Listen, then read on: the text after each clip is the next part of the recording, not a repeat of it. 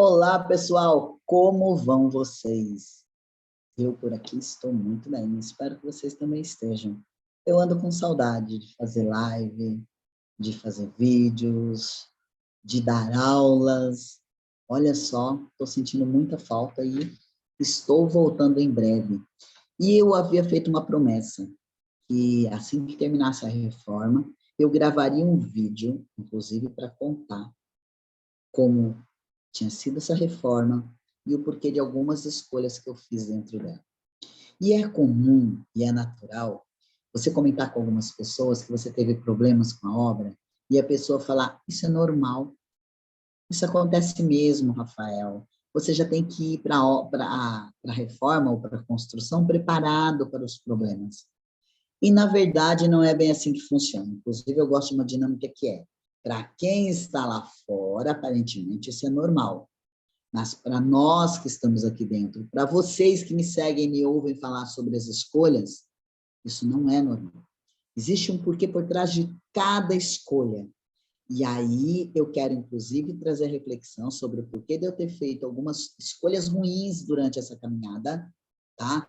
Numa reforma, numa obra que deveria ter durado 15 dias e passou dos 30, o porquê de cada escolha ruim e como eu consegui fazer a reflexão e entender lá no final, no último dia, inclusive, por que eu estava escolhendo isso.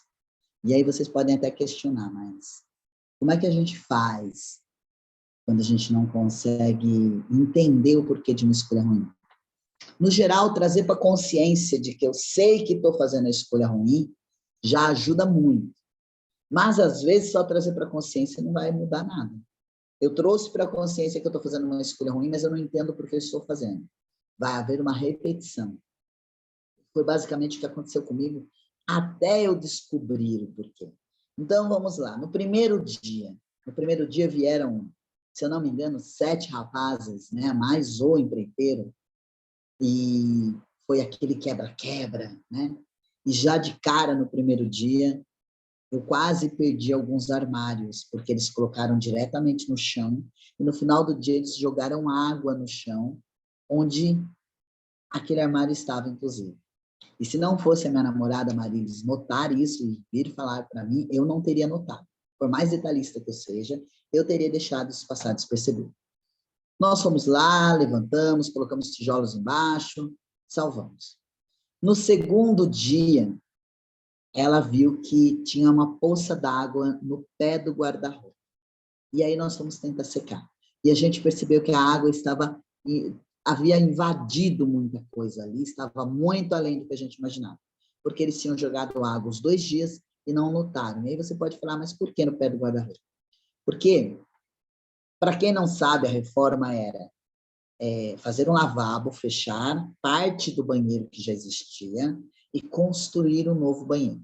E esse novo banheiro é uma suíte que sairia no quarto. Então, o que eu fiz? Eu desocupei parte desse quarto, trouxe para a sala, inclusive minha sala de atendimento, e deixei o guarda-roupa lá. O intuito era cobrir, guardar, proteger esse guarda-roupa com tudo que tinha dentro, né? E, claro, manter ele inteiro. Só que, infelizmente, não foi o que aconteceu. No decorrer dos dias, eu fui vendo algumas perdas, fui vendo algumas coisas que estavam sendo desnecessárias. E é óbvio que aquilo me incomodou, e eu ficava me questionando o tempo todo, por que dessas escolhas?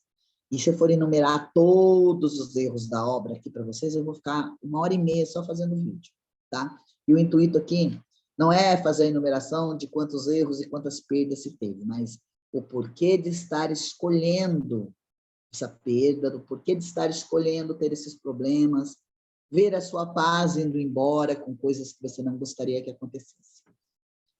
Inclusive, para entender quando for contratar qualquer serviço, independente de qual seja, desde possa ser uma obra, possa ser uma faxina, possa ser qual for o serviço, você tem essa mentalidade. Eu preciso fazer boas escolhas. Rafael, mas você sempre faz boas escolhas. Por que essa você não fez? Era o que eu questionava o tempo todo. Todos os dias, no final do meu dia, quando eu atendia o meu último cliente, que eu ia ter o meu tempo para olhar para tudo, eu me questionava, por que eu estou fazendo essa escolha. E eu não conseguia ver a resposta. Mas aquilo estava pesado. Por que estava pesado? Lembra que eu ensino que precisa ser leve? Na medida em que eu faço boas escolhas, fica cada vez mais leve? Estava pesado porque eu estava fazendo escolhas ruins. Tive ali alguns contratempos com o empreiteiro, algumas situações das quais eu não gostei, deixei bem claro para ele, algumas situações que eu relevei, porque eu vi que se eu fosse arrumar caso por tudo que estava acontecendo, aí que a obra não sairia mesmo. E, por fim, veio chegando o último dia. Lembra que ela deveria ter durado 15 dias. Palavra dele, apesar de colocar no contrato 30 dias, ele garantiu que todos os dias teriam homens trabalhando e que nos finais de semana vários viriam para que durasse apenas 2 semanas. Só que durante a semana, alguns dias vinham só, outros dias não vinha nenhum, e os dias foram se passando, né? E final de semana, teve final de semana que não vieram, e aquilo foi deixando cada vez mais pesado. Por quê? Eu sabia que se ele estivesse cumprindo com a parte dele, isso estaria acontecendo como foi combinado. No primeiro dia que vieram vários homens, eles fizeram um trabalho bom, até um trabalho levando-se em conta que estavam pondo algumas coisas a perder, mas fizeram um trabalho bom na parte da alvenaria, na parte do que eles sabiam fazer, que era quebrar a parede, reconstruir a parede. Nisso foi muito bom. Só que depois eu notei que as pessoas que vinham não eram assim tão boas naquilo e estavam sempre deixando a desejar. E eu continuava me questionando. 30 dias se passaram e nada dessa obra ser entregue.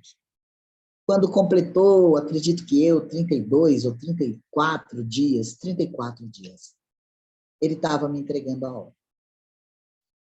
Quando nós chegamos no último dia, eu vi que tinha um problema no box, um problema na parte do banho. Ah, tá, voltando, lembrando que, diante de todas as coisas que foram se perdendo, a gente praticamente perdeu o guarda-roupa, porque ele precisou ser reconstruído e não ficou bom, tá? Então, eu vou fazer a outra parte aí da alvenaria, assim que da marcenaria, já está planejado, assim que tiver tudo pronto, marcenaria de quarto, marcenaria de banheiro, vou fazer um vídeo para mostrar para vocês como é que ficou. Vou fazer um antes e um depois, tá? Tenho fotinhos do antes, monto, e um videozinho depois. Mas voltando lá, no último dia, eu achando que poderia respirar em paz, ainda conseguiram quebrar tanque, quebrar box, quebrar a porta, e eu me questionando, o que significa isso? Por que essas escolhas? E aí eu percebi nesse último dia que tinha ficado um problema no box, que era a água parando. Eu achei que daria conta de conviver com aquilo. Até comentei, falei, uma águazinha parando no box não é nada. Só que eu tomei um banho de manhã e à tarde, quando eu fui tomar outro, a água ainda estava lá parada. E à noite, quando eu fui tomar outro, a água já estava ficando até amarelada. Aí eu até questionei com a minha namorada. Eu acho que eu vou ter que resolver essa história, porque é preferível que eu tenha que aturar um pouco mais o empreiteiro do que tomar banho com ele todos os dias. E o que ia acontecer realmente era isso. Por quê? Cada vez que eu fosse tomar banho, quem viria a minha lembrança, a minha memória, quando eu olhasse para aquele chão e para aquela água parada? Ele. E aí ele invadiu meu banheiro todos os dias. Se tinha uma coisa que eu não estava afim, era de dividir o meu banheiro com ninguém, menos ainda com um homem. Mas vamos lá. Resolvi ligar para ele e ele disse para mim, tudo bem, segunda-feira, só lembrando vocês que era véspera de carnaval. Segunda-feira eu vou com alguém aí para quebrar, mas eu só vou poder te entregar na sexta-feira. Respirei profundamente. Eu já estava no meu limite e eu questionei. Cara, se eu sou um profissional tão bom, se eu entrego produtos de qualidade para os meus clientes, por que que eu escolhi contratar um profissional tão ruim como ele? Neste momento, não foi uma ficha, não foi a ficha com o orelhão que caiu na minha cabeça, foi uma bigorna gigante. Se eu sou um profissional tão bom e entrego produtos de qualidade. Alguns de vocês que vão ouvir, inclusive, estão na minha mentoria de terapeutas. E vocês devem lembrar que no início, eu fiquei um tanto incomodado, acreditando que eu não estava entregando o que vocês realmente esperavam que eu entregasse. E para quem não está na mentoria, só para entender, eu comecei o trabalho com os terapeutas e, num determinado momento, talvez 3 ou 4 semanas depois, eu estava muito incomodado, acreditando que eu não estava entregando tudo aquilo que eles precisavam, tudo aquilo que eles esperavam de mim para poder crescer ainda mais como terapeutas. E isso me trouxe muito peso, tanto peso a ponto de eu começar a me incomodar aqui e querer até devolver o dinheiro deles ou fazer algo mais que eu pudesse, e eu me sentia incapacitado para isso. Foi quando eles vieram e me disseram que o que eu estava entregando tinha muito valor, sim. Inclusive, teve quem gravou depoimento, não foi colocado ainda, mas ela gravou o depoimento contando como é que tinha sido para ela, qual era a visão dela. Outras não gravaram depoimento, mas vieram me falar, inclusive no particular, o quanto aquela mentoria estava sendo importante. Naquele momento eu respirei e falei, então tá bom. Só que o que eu não entendi é que, apesar de ouvi-las, eu continuei acreditando que eu não estava entregando o suficiente. E aquilo estava trazendo muito peso, muito peso. Mas passou. Inclusive, eu acreditei que havia passado. E nesse dia, quando eu disse essa frase, eu sou um profissional que entrega produtos de qualidade, por que fui contratar um que entrega um trabalho tão ruim? A bigorna caiu na minha cabeça dizendo, você não se sente assim o tempo todo. Há momentos onde você acredita que não está entregando o que eles realmente merecem. E se você não acredita que está entregando aquilo que eles realmente merecem, você não é merecedor de ter o melhor trabalho. E olhem que loucura isso quando a gente para pensar, quando a gente para analisar, inclusive, do que são as escolhas e do poder que uma escolha tem. Eu escolhi, sim, um péssimo profissional. Eu escolhi, sim, que eles, inclusive, destruíssem algumas coisas minhas. Eu escolhi, sim, que eles entregassem coisas. E, no entanto, eu não estava conseguindo enxergar o porquê das escolhas. Algumas escolhas eu consegui fazer bem. Eu consegui bater o pé e dizer, é este piso que eu quero, é esse porcelanato, ponto. É desse jeito que eu quero isso. Mas em tudo eles precisavam dar um jeitinho de não deixar como eu queria. E o tempo todo eu estava ali questionando, como é que eu posso estar fazendo escolhas tão ruins? E só no último momento eu fui entender. E por que eu trouxe essa reflexão para vocês? Eu quis trazer, para vocês entenderem, não importa o que aconteça na sua vida. Se trouxe peso, lembra, existe um padrão ali que precisa ser notado. Então, você olha nisso e eu entendi não ser merecedor porque eu não estava sendo, na minha concepção, no meu crivo, na minha dinâmica de autocontrole, um mentor tão bom quanto eu deveria ser.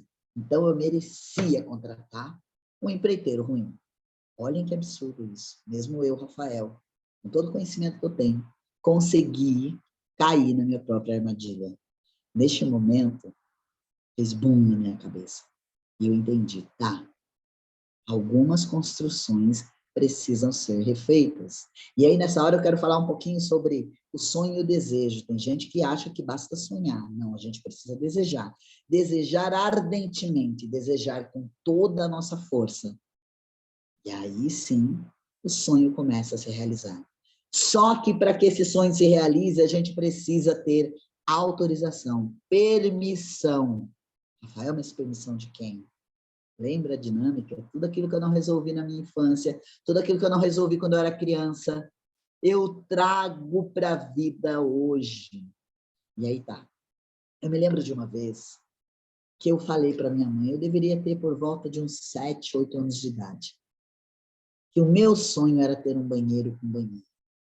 E a minha mãe me disse que isso era uma bobagem, que isso era uma besteira. E aí eu disse, mas se é uma bobagem, se é uma besteira, por que as pessoas ricas têm? E aí ela olhou para mim e disse, então, você falou bem, as pessoas ricas têm, você não é rico. Qual foi a informação que ela me deu naquele momento? Você não é rico, talvez você nunca será, e, portanto, você não tem permissão para ter uma banheira.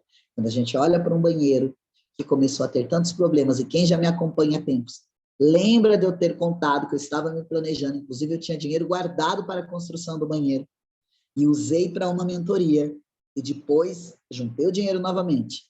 Olha só, era sempre a dinâmica de você ainda não tem autorização. Você não está autorizado a ter um banheiro com banheiro. Como é que você quer fazer? E aí, quando bate na dinâmica do merecimento, se você não é um bom mentor, como é que você vai poder contratar um profissional que seja à sua altura? Quanta coisa, né? Quanta reflexão numa construção que deveria ter durado 2 semanas. Mas e aí, tá tudo bem?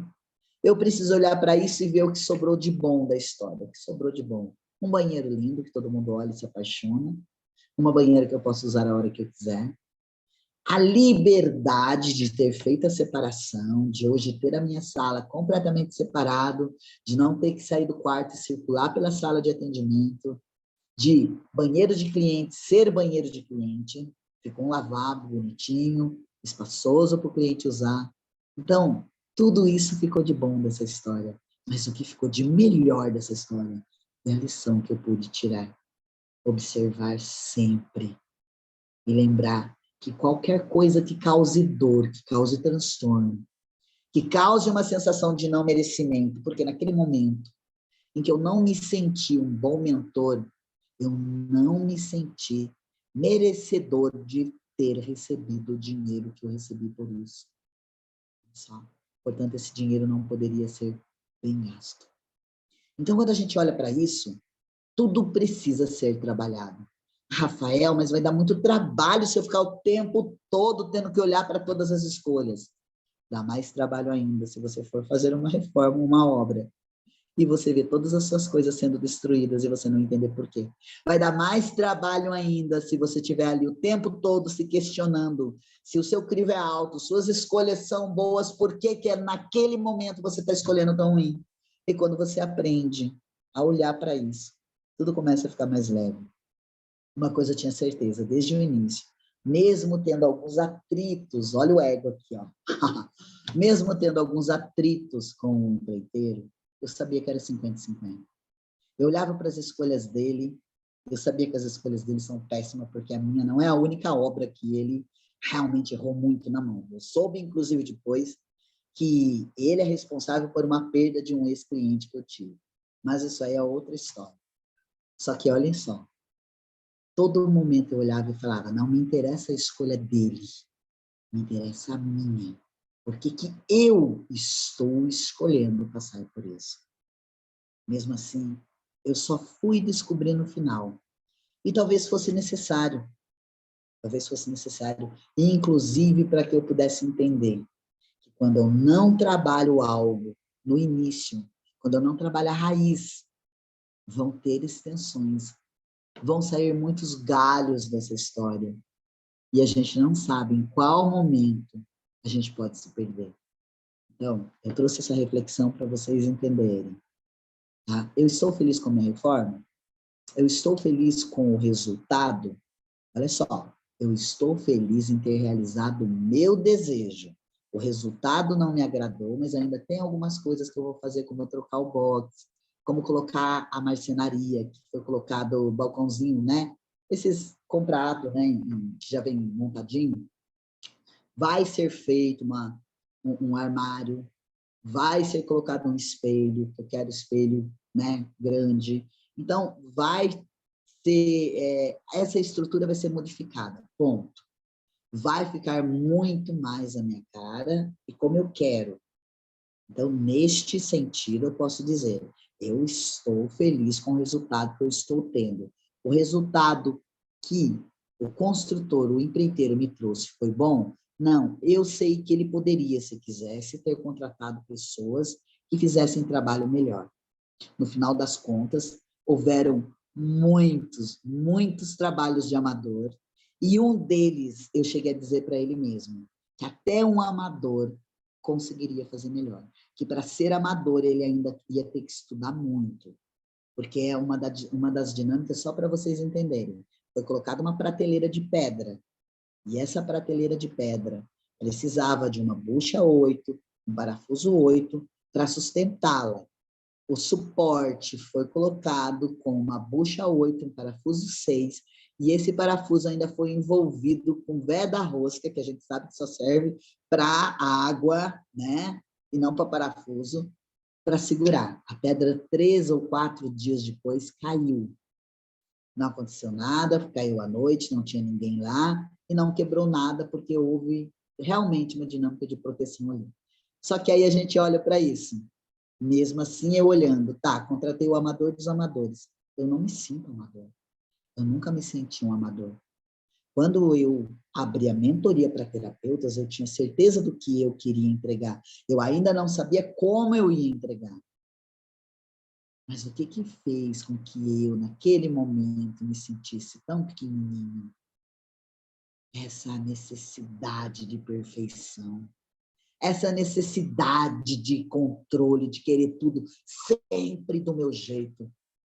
E essa reforma, ela foi exatamente como foi para me mostrar.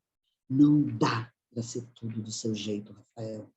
Ou você aprende e solta esse controle para viver uma vida plena, ou você vai ficar preso no perfeccionismo pro resto da vida, sem fazer nada. Sabe por quê? O perfeccionista é aquele cara que sonha, que deseja, que quer, mas não sai do lugar.